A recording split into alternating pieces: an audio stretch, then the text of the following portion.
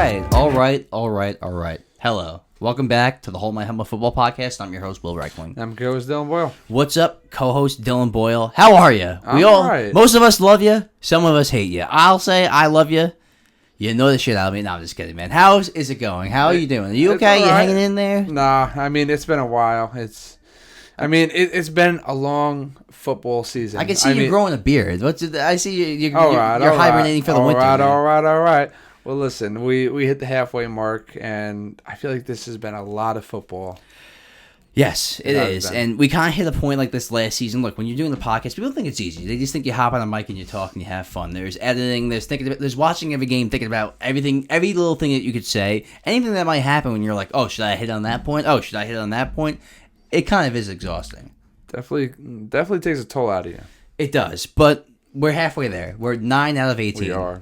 9 out of 18. It's only going to get exciting from here because now we have, games that actually have meaning, games, teams that are playing for a playoff spot. So, yeah, now it becomes interesting. This is when, everything starts to fall into place. And you're right, because now we have teams that, I think there's like 2-7 teams in the league right now. You have clarity. You have way more clarity now. So that's actually crazy. 7-2-7 teams. I gotta look that up and make sure that's the case because I heard that before. That's a lot of bad teams in this league. It looks like there are a lot of bad teams, and a lot of teams that you would think aren't bad teams but are still playing like really bad teams and have a bad record. So that's funny because we have now 2 coaches fired. We have Robert Saleh fired, Dennis Allen getting fired today. We're gonna get into the reaction of this week with the firings, the games, and everything. Stay tuned for the next video, too, because we have our mid-season top 10 coming up. I repeat, our mid-season top 10 teams. So, like, subscribe, share, and let's just keep going. Dennis Allen fired. I mean, we all saw this coming. This guy, he was the head coach of the Raiders. It was a disaster.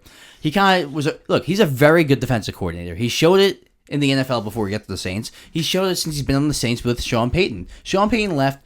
And it was kind of like, okay, this is a next man up mentality. He's Sean Payton's, one of Sean Payton's buddies. It's kind of like a seamless transition. Yeah. And he does coach defense well, but it seems like he's not, it seems like people like him, but he's just not a sufficient head coach. And it's funny because Derek Carr is the only starting quarterback in NFL history to get 2 coaches, the same coach fired on 2 different teams. How does that happen? Dennis Allen that says a lot. Fired as the head coach with Derek Carr on the Raiders. Dennis Allen fires the head coach with Derek Carr on the Saints. Now, Dennis Allen is not a good head coach. I mean, I think his record says it all. I think he's like a 35% winning percentage. But at some point, Derek Carr is somewhat to blame. He was somewhat to blame on the Raiders, and he's definitely the majority of the blame right now. Yes, they started off 2-0. They were red hot. They fucked up the Panthers, blew out the Cowboys. What are both? Now, hindsight's kind of 2020. What are those teams exactly? Nothing. Lost 7 straight games, Dylan. They have lost 7 straight games. They have the longest losing streak in the league. Derek Carr is the most career losses for a quarterback with minimum 11 seasons. So he's, as far as the franchise quarterbacks in NFL history, because I would say 10 seasons, 7, 8, 9, 10 seasons, that's a legit starting quarterback in NFL history. So out of all the legit franchise quarterbacks for a team in NFL history, he's the losingest quarterback. He's the worst as far as wins and losses. I've always been a Derek Carr supporter, but that says something, Dylan. Go ahead. It says a lot. And I mean, a team like this that has talent, you have a lot of pieces on offense. You had a lot of pieces last year as well, and they're just not producing. I mean, there's no sort of progression going on. Right when you think they're playing good football and they kind of got things put together. Carr's getting familiar with his receivers. He's building chemistry. They just flush it down the toilet the next week, and it's. What do you make of it? Can we just talk about, because I think this plays into the whole state of the Saints and the state of Derek Carr at this point in his career. The Chris Olave, that pretty much got him killed. It seems like Derek Carr does that a lot. Now, I'm all for trying to fit a ball in a tight window. Be aggressive. I'm all for aggressiveness. But he throws that ball really high to where Chris Olave fully extends and he gets completely knocked out. I don't know if you saw that play or not. I saw it, yeah. But Chris Olave seems like he's injury prone, but that's a whole other story for another day. Derek Carr getting his receivers killed. Then Mike Thomas, did you see that whole thing? Oh, yeah. Mike Thomas going on a rant, yeah. Basically saying, that's why he's not in the league anymore. And he said, I told you all about Derek Carr, and you have a great point. What kind of top star receiver in the NFL would say that about his former quarterback? And Derek Carr kind of said in the press conference after, I've played with a lot of guys. this seems to be the only guy that has a problem with me. And did he responded to Mike Thompson? He did in the press conference. He didn't respond to him directly, but he said, I've called Mike, he's got my number hasn't changed, he's never answered or whatever. And Mike Thomas is kind of like, bullshit, you never called me or whatever. So it's kind of back and forth. I feel like it's a little bit of both of like, him not just, kind of falling off and him just not being a team player and just his attitude. Like that George Pickens attitude, Dude, he was saying how, that guy that you got 80 catches and 1,200 yards in the Pro Bowl, he said, that guy that you got 1,200 yards is only because you targeted him 100-something times or whatever. Like, basically being jealous of Chris Olave taking the number one spot. Pretty much saying everyone thought I was jealous that that I was taking my number one spot over by Chris Olave, and that just wasn't true. You saying that makes it sound like it is true. And this is the reason why he isn't on a team, and this is the reason why he's not going to be on a team.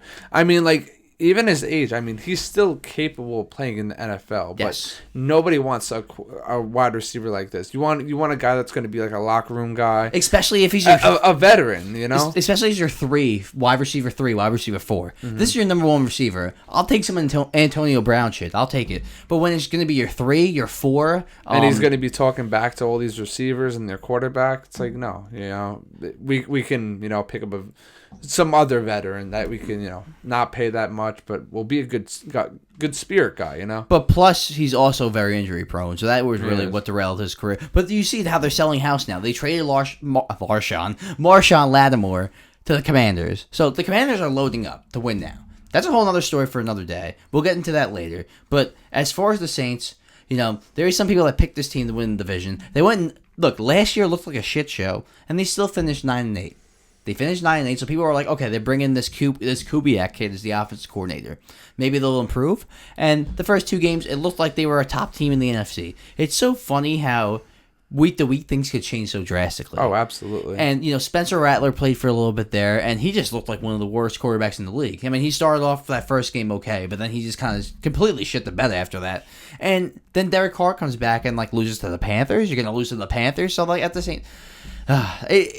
they're really screwed. They're screwed. They are. And playing like this, you're not going to end up 9-8 again.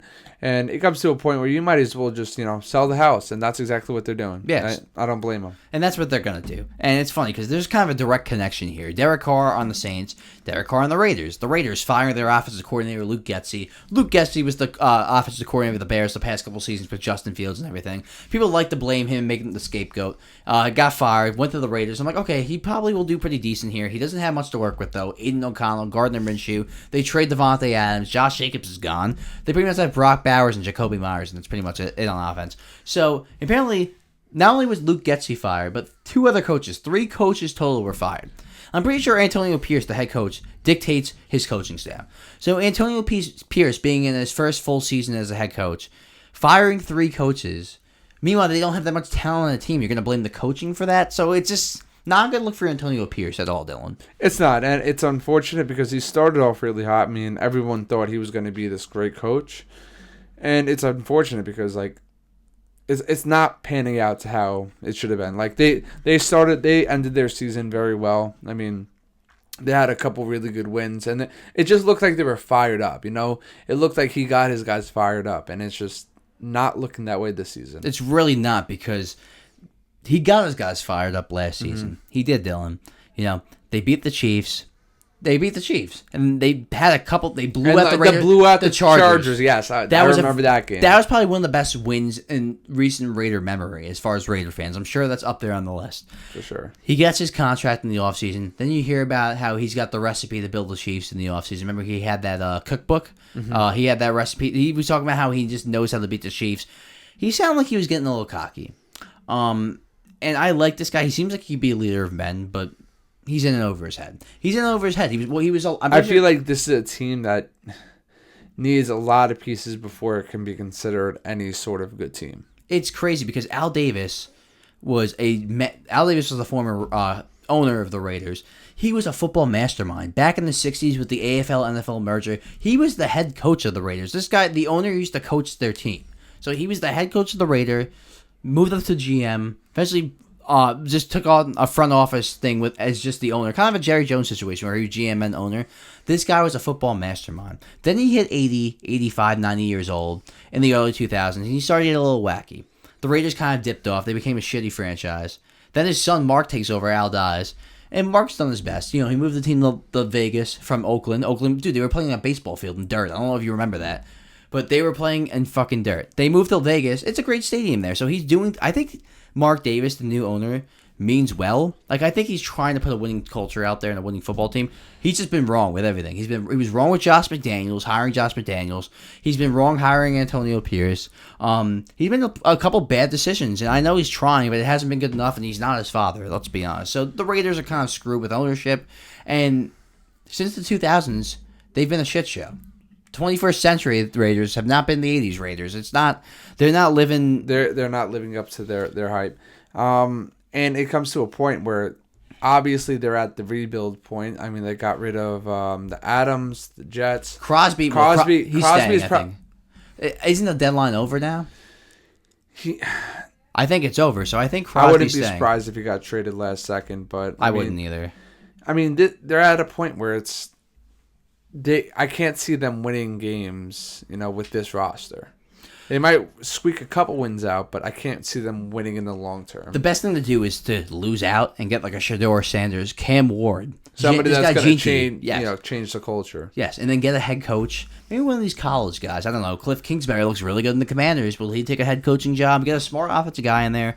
But it's just like the Raiders used to be this prestigious franchise. Al Davis. They had Marcus Allen, Kenny Stabler. They were like the Pittsburgh Steelers. They were one of the best franchises of the 20th century. All of a sudden, the 2000s hit, and they've been like the Browns. Like it's kind of a shame because this was the Raiders. To be an Oakland Raider used to be like this big thing, and they're just such a laughing stock now. They're like what the Lions were the past 20, 30 years before this whole run they went on. So it's a shame, but we'll move on. I digress. Now we've been talking a lot about shit. We got Dennis Allen with the Saints shit. The Raiders firing a bunch of coaches shit. Let's talk about some not shit and. The Lions and Packers, these are two really, really good teams. We both picked the Lions to win this game. It was tough because I love my Packers. They've really... I just think they're so flashy on offense. Like I think I fell for this from Miami a few years ago too, where they're like very finesse.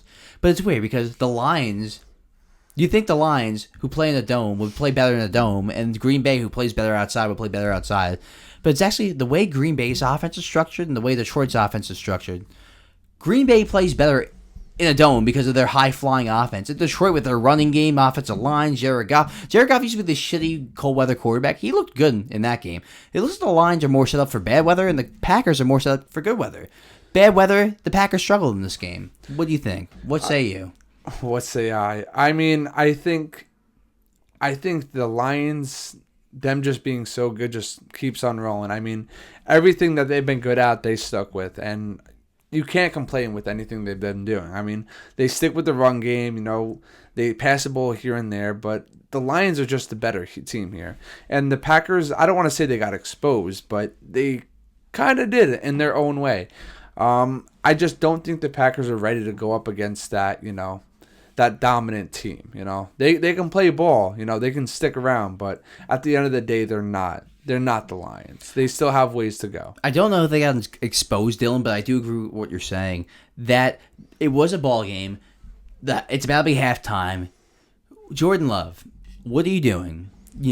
Take the sack. This is the second time he's thrown a pick six trying to throw a ball away or on a screen when he's about to get sacked. Yeah, he has to know either take the sack or throw the ball out. But even you have to know when you're getting sacked and not able to have certain arm angles that you're not going to be able to reach out of bounds either. Now he was trying to throw it to the screen this time, but the first pick six in the end zone, he was trying to throw it out of bounds, I think, and he just couldn't reach because of he had a bad angle. Mm-hmm. Sometimes you have to know. Okay, I'm not going to be able to get a good ball off here. I just got to go down. Just take the sack. So and the more I don't know if it was like 2 or 3 weeks ago you brought up how he kind of reminds you of Brett Favre and Aaron Rodgers, and ever since you said that, it's been sticking out like a sore thumb to me. It's been more Brett Favre lately. I'll tell you that. It has. Aaron is kind of the opposite as far as he doesn't turn the ball over. He doesn't want to turn the ball over. He'll throw the ball away rather than throw it in double coverage. Jordan Love is like Aaron Rodgers mechanics. Like the way he throws it is Aaron Rodgers, but his mindset is Brett Favre.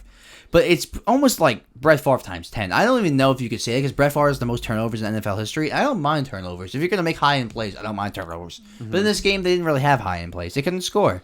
So, but it was clear that you could see he was injured. He was not that one kind of Hail Mary down the sideline at the end of the half, and they all ran to the ball, and he couldn't really run to the ball. Do you remember that at the end of the first half? He was trying to run to the ball, and he was struggling to even run, and that's when you kind of knew this guy's hurt. Clearly, he's hurt. So he's hurting. He's got like a groin injury. Mm-hmm. He's like, you can tell he's not moving the same, so I don't know if that plays a factor to it. But yes, the Lions, I think they're the best team in the league.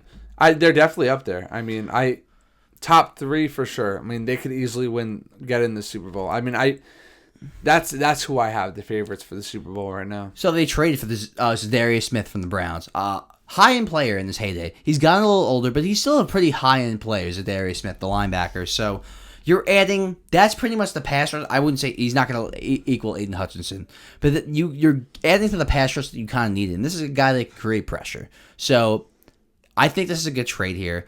The Lions are the team to beat in the NFC. I mean, I think they're just gonna cruise to the NFC Championship game. Honestly, why wouldn't they? Yeah, you're right. And honestly, the more the season goes on, I feel like it's just so easy for them. They're just doing this with their eyes closed at this point. And it's funny because there's another team that wins like the Lions, but does not do it with their eyes closed. They struggle through most games, almost lose some games. And this game, they almost lost. The Bucs, without Mike Evans, without Chris Godwin, almost beat the Chiefs, who are now, yes, the Chiefs are 8-0 now. And it was honestly a great effort by Baker Mayfield. Like, we talked a couple weeks ago about how this guy needs to prove that he could be a top quarterback without having top weapons. He didn't have top weapons. And what did he put up, 24 on the number 1 defense in the league, number 2 defense in the league? That was pretty impressive, man.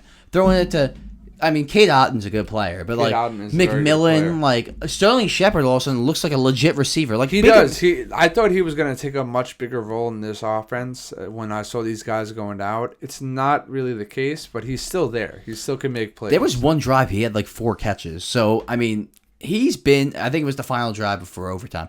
He's been pretty reliable for him, but I think it's just Baker Mayfield. Sometimes, like quarterbacks, we talk about how confidence is big. He finally has some confidence, won some playoff games with the Bucs, had some great years. Mike Evans, a great year, and started off really hot. He's playing with confidence. You see him, he made some good runs too, where you're like, oh wow, this guy's kind of quick. So like, and it was to a point like I kind of expected Baker to take a step back, but it just seems like he's just keep on rolling, and he's going to be, at this point, he's proven that he could be a starter on any team. Yes. Oh, he's an NFL quarterback at this point. He's honestly, I could argue right now that he might be a top 10 quarterback. I probably don't have him there right now. I'd like to see him do for longer. Like, it's going to be unfortunate because the Bucs might actually miss the playoffs, but they have a playoff roster. Yeah. If everyone stayed healthy this year, like, they would be right up there with the Lions. He kind of reminds me of Stafford, honestly, in a way. Yes, I will say. A little bit of a more mobile Stafford. Baker has a good arm. Stafford has, like, Mahomes like arm angles though that I don't think Baker has, but Baker has a strong arm. Baker was the number 1 overall pick. Let's not forget that. So I do agree. And like, let's remember the Bucs when they were at full strength beat the Lions. That's the only loss the Lions had. They controlled them. So if they had full strength, they would be eyeing a Super Bowl. They would. It's unfortunate you lost Godwin for the year, who was having an elite year. And then Godwin. Mike Evans out for a while. Weeks. Yeah. He's gonna be out until like I think the end of November. So you're kind of screwed. I mean, the way that they've been playing, I mean, going to overtime with the Chiefs, almost beating the Chiefs. I mean, at the end of the day, I feel like the way that the Bucs were playing this game and the way that the Chiefs were playing this game, I thought that at the end there, when they scored the final touchdown, they should have gone for that extra point. For 2, you mean? Go for 2. That would have been the smarter decision. They had 30-something seconds left. It just would have made more sense. I mean, if the Chiefs got the ball at the end there, they were winning the game. So, I agree. I mean, I do agree with you should have went for 2. I don't hate going for 1. I don't hate tying a game up at the end of the game. I do understand that you're in a tough spot. You don't have, I think they're playing the 49ers next week. Mm-hmm. So, like, you have a tough game now. You have a tough game next game. You want to just come out with a win. Kind of, you have the momentum. And there was a couple plays in a row where you were getting wide open. Like that touchdown, you were wide open. So, clearly you were calling up good plays in the red zone and in the end zone, in the goal line. So, yes, the analytics were telling you to go for it, and common sense was telling you to go for it. And momentum was telling you to go. Yes, momentum on the game was telling you to go for it right there. I don't hate kicking the field goal there, tying the game, getting points on the board. But yes, it was the wrong decision. Well, am I going to kill them for it? No. I mean, I'm not going to kill them for that. It wasn't an egregiously bad call because they tied the game. No, it wasn't. But you knew once the Chiefs won the coin toss, it was over. Yeah, it was funny. As they did the coin toss, and then as soon as they said receive, Baker literally said, "Yeah, you saw that. Game's over." And let's be honest, it pretty much was. DeAndre Hopkins is already been. Oh, I forgot to bring that up. DeAndre Hopkins, he looks like he fits in this offense perfectly. And it's like the match made in heaven. And Mahomes, and he hasn't really done this yet with Hopkins. Actually, he did do it with Hopkins on that double coverage, that great route.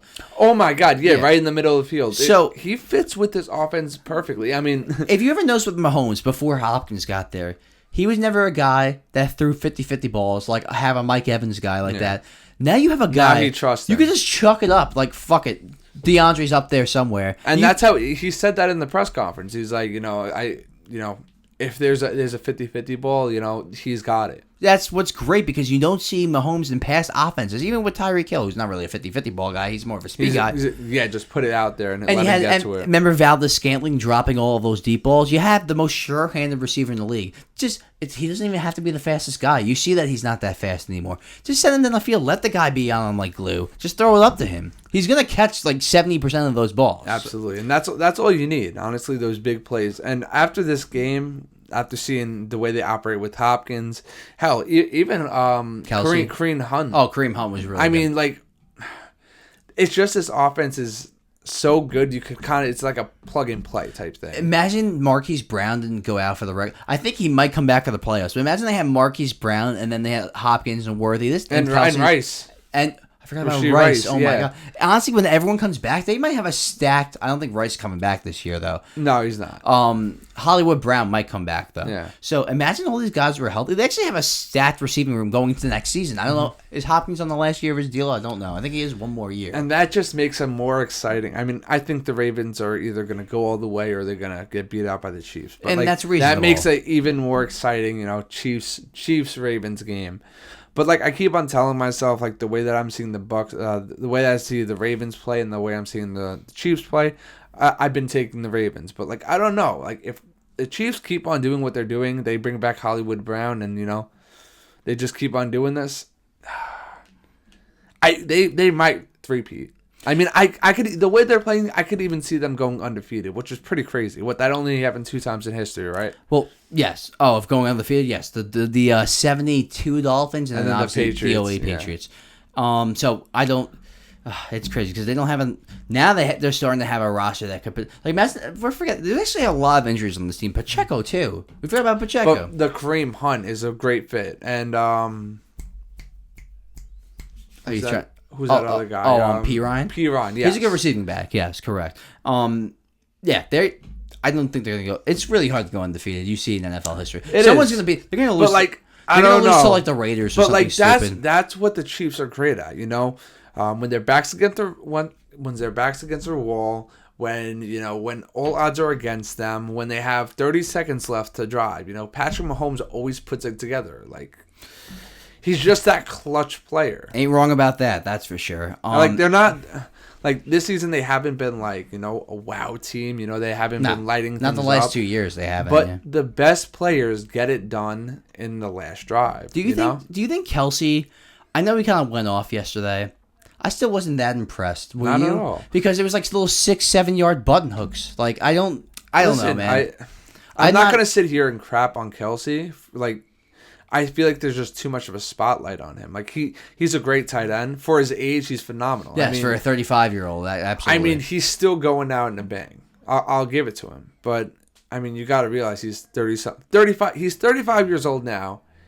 These guys don't really last that long. He's clearly not the same guy. This should definitely be his last year. I don't think there should be any doubt there. But I'm more impressed the way that he's kind of bounced back this season. They've gotten him more involved. You thought he was just going to take a backseat role. I mean, you have these other tight ends that are kind of taking taking their seat. Yes. Around the league, Laporta, Mark Andrews for a while. Yeah, no. I mean, even on this team. I don't know sure. why I can't remember his name, but there's a couple that are just, Noah Gray. Noah Gray, yeah, that's what I was trying to get at. But, I mean, what do you expect at his age? I feel like he's really only around for the 3-peat. Look, he's still a factor. He's still a role player. It's not like he's not an effective starter. He's just not a star anymore. And Aaron Rodgers ain't a star anymore either. No, he's not. The Jets did beat the Texans. I was wrong. I picked the Texans, and I was confused why the Jets were favored in this game. Was this an impressive win? Was it an impressive win? That's hard to answer. I can't completely say no. It kinda. It was like they scored 0 points in the first half, and they scored 3 touchdowns in the second half. And Garrett Wilson, yes, he made one. Honestly, yes, that was one of the best catches in NFL history. Probably top 10. Okay, NFL. It's not Odell's. Stop it's not it, Odell. Stop it. It was a good catch. It wasn't a 3-handed catch. It was a good catch, bro. That's a top 10 catch in NFL history. Top 10. I just said it was a top 10 catch in NFL history. That's one of the best catches. All I heard was top, and you got me going. It's not Odell's catch. Anyone that's arguing that is stupid. Odell called. Do people realize Odell 3 fingers? Getting. People forget that he got fouled. It was pass interference. There was a flag on the play. He got pass interfered, caught it with 3 fingers behind his head, and flipped into the end zone and stayed in bounds at the same time. So yes, Garrett Wilson had a top 10 catch of all time. It's going to be the best catch of the year. And then you had Devontae Smith doing the same thing in the end zone. That was great on the same week. That was probably number 2 this year. So crazy. Garrett Wilson looked like Garrett Wilson. He had 90 yards, and so did Devontae Adams. Devontae Adams was kind of smoking people. But he was kind of smoking people. It was one half of football. Yes. Like, I keep on telling people this. I mean, people are getting so hyped up on the Jets. Oh, see, they're going to the Super Bowl now. Are people really that hyped up about it? Because I haven't seen that. This is just what I've heard. The friends in your group chat? No, this is. I mean, every Jets fan I know is hyped right now. And it just blows my mind. One good half of football, and you're ready to I think jump in on this. Come on. I think it was the context of the half. Like, they're wrong. That they're crazy, obviously, but I think it was the combination of Garrett and Devontae both getting 90 yards and putting up touchdowns. Devontae smoking people. Garrett making one-handed catches. They're looking like how they should have looked. Exactly. This season. They're looking for like a half a football game. They looked like how we've wanted them to look like all year long. And you know what they say? Every dog has his day. Yeah. Every squirrel finds a nut eventually. And it's not like this Texans team's defense has been, holding all these other teams. They haven't been playing good football. By the way, are you worried about them? Because I kind of am. I am. I feel like they're just coming back to earth with the season they had last year. And remember, I brought this up a lot. C.J. Stroud, second year of film on him. High expectations. You're going to get hunted. You're not the hunter anymore. Mm-hmm. We kind of saw this coming. I'm still very high on Joe Mixon, and I think that's a big key reason why they're winning the games they are. But I think C.J. Stroud he's still a great quarterback, but is he really going to be like that? Everyone was comparing him to like Patrick Mahomes. He was going to be the next Patrick Mahomes. I think he's definitely a top 10 quarterback. 10. Yeah, he's like 6 I don't or think 7. I'm ready to really. I still put him in that category. Even in this Jets game, he made some throws where I was like, that was silly. Like, he was rolling out left and made like a 50-yard bomb. He actually still impresses me even when he's not impressive. Like, I think this is a franchise quarterback. Clearly. Oh yeah, 100%. He's a franchise quarterback. No one expected these kinds of injuries. You lost Collins, you lost Diggs for the year. That's huge. And I kind of thought that there would be some slight regression even with the talents, just because of all the expectations. Second year of tape on Stroud, but now you're losing some pieces. And you're seeing the second year of tape, and like kind of defense is stifling Stroud. Remember the Vikings game? He kind of got stifled in that game. Mm-hmm. Didn't look great in this Jets game. Hasn't looked great. He didn't look great in the Bills game. There's a lot. He has not been that good. You gotta give it to them. They are playing really good teams. It's not like they're getting blown out by like crappy teams. They're 6-3, so they're gonna be in the playoffs. They're gonna be in the playoffs. All their losses are to like great teams. So, but they're not good losses. They're not. And they're not. You know who's not gonna be in the playoffs? The Dallas Cowboys. Oh no, the Dallas Cowboys. They're not even gonna sniff the playoffs with the division they're in now. Like they're the second to third best team in their division. So Dak likely is heading to the IR with a hamstring injury. Not too often you have a quarterback with a hamstring injury. So they traded for Jonathan Mingo. They did that. I don't really think that's going to move the needle that much. It might help, I guess. It would be really funny to see Cooper Rush go in there and that they be more successful. Light it up. I would love to see it. Like, I love seeing the Dallas Cowboys. Like, that's my favorite team to watch. But I would love to see them win just so they can crap on Dak. And that would be huge for Mike McCarthy. You'd be like, see, Jerry Jones, you're going to fire me? I'm good without Dak. Maybe Dak's the problem. Do it. You paid the guy already. You paid the guy. We have to trade him with the contract. I mean, there'll be people that they're gonna rock with it, unless Jerry Jones is willing to do something drastic. Maybe Jerry Jones wants to trade Dak and get Shedeur Sanders. Look at his age, man. He doesn't have that much long with this team. So maybe he's gonna do something drastic for that reason. Maybe that's when the son steps in and goes, "Dad, maybe you should get the fuck out of here before you do something dangerous." But look, Dak has proven that he can win games and be effective when he has players around him. Clearly, he needs help. He's one of those guys. No. He was the runner-up for MVP last season. No, I'm not saying it's beyond having guys around him. It's just Dak choking. I don't know. It's beyond having players. I mean, he has the players. He has Brandon Cooks. Brandon Cooks hasn't been playing. Well, I'm saying like who's their running back?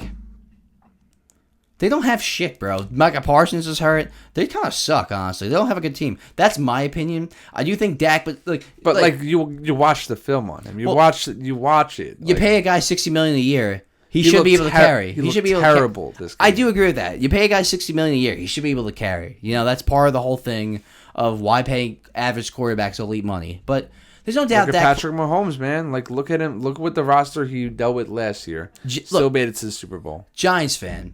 Say you land the trade any picks for him. Say you could pick him up in free agency. Would you take Dak Prescott? Absolutely. So would I, as a Jets fan. So clearly there's something there. But there's something the there atmosphere. It's the Dallas Cowboys. The Dallas Cowboys. It's him going back and forth with his teammates. It's the atmosphere. It's everything. It's being a Dallas Cowboy.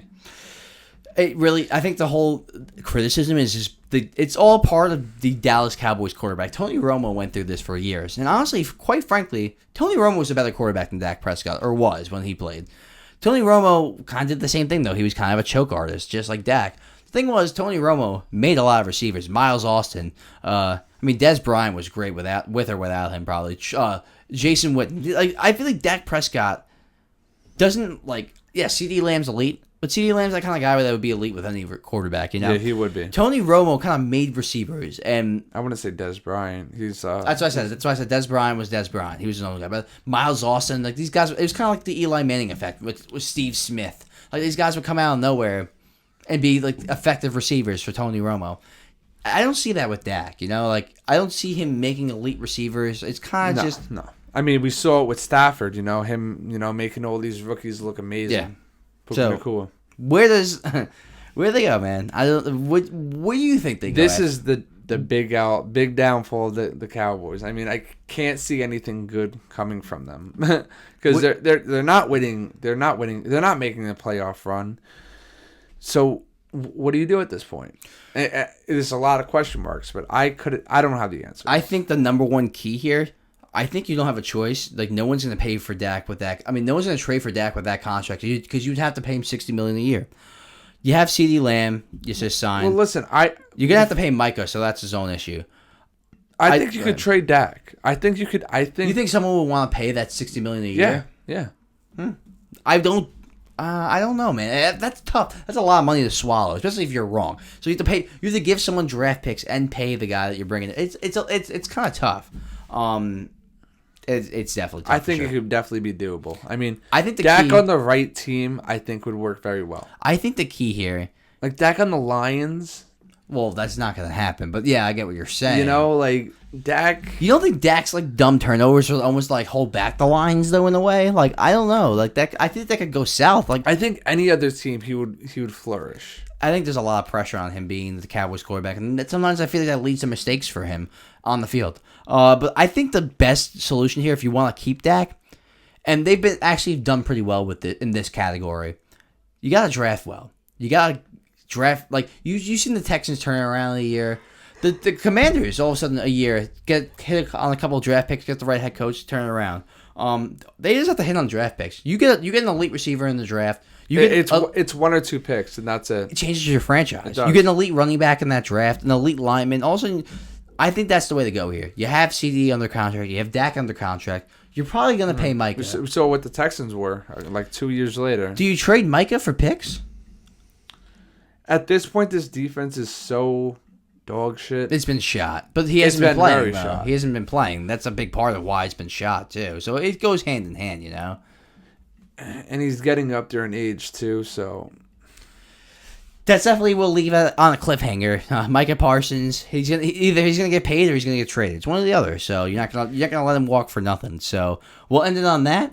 We'll do our mid-season top 10 in the next episode. So stay tuned for that. That'll be coming out in a little bit. Thanks, Dylan. Hell yeah. We'll get to the next one. Take care. Be good.